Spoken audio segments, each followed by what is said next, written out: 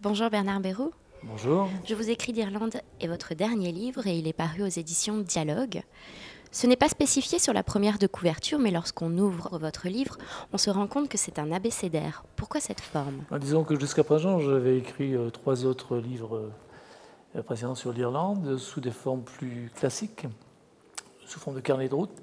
Et là, j'ai voulu faire un panorama plus ou moins intime de mes humeurs irlandaises, de mes affinités aussi.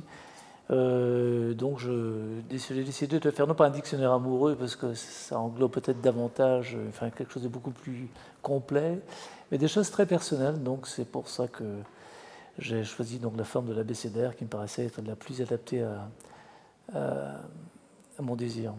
Vous parlez également des Irlandais, notamment à travers la notion d'amitié, et écrivez « L'amitié s'élève en tant que valeur fondamentale du lien collectif, comme si elle n'était finalement qu'un antidote contre la solitude, la tristesse et la mort ».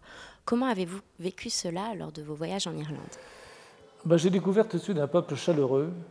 Enfin, je suis arrivé en Irlande pour la première fois, c'était en 1972, je n'ai pas bien souvenir des dates.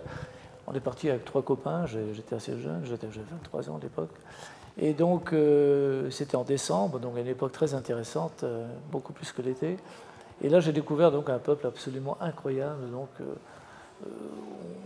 ce qui m'avait surpris, c'est que d'emblée, on pouvait connaître quelqu'un en s'asseyant près de lui dans un pub ou dans la rue, etc. Il n'y avait pas du tout de suspicion. Et pourtant, l'Irlande de cette époque-là était en haillons, c'était extrêmement pauvre. Mais ça m'a beaucoup marqué. Et c'est sans doute un des attachements que j'ai pour l'Irlande, entre autres. En littérature, vous n'évoquez ni Joyce ni Beckett, alors que vous donnez la part belle à Nicolas Bouvier, Michel Déon ou Pierre Joannon. Quelle fut votre démarche dans l'évocation de la littérature? Bon, il est clair que si j'avais voulu mettre beaucoup d'autres écrivains, ça aurait été un inventaire d'écrivains, ça aurait pu être un abécédaire très varié. Alors volontairement, je me suis dit, je ne vais pas mettre les écrivains irlandais. Ils sont tellement connus. L'Irlande est une terre de littérature depuis toujours. C'était une arme de combat contre l'oppresseur anglais. Donc, je n'ai pas voulu mettre Yeats, Joyce, Beckett, Shaw, et puis d'autres comme William Trevor, John McGahn. Ils sont immensément connus. L'Irlande a eu 4 prix Nobel au XXe siècle, ce qui n'est pas rien pour un peuple aussi, pour une population de 3-4 millions d'habitants.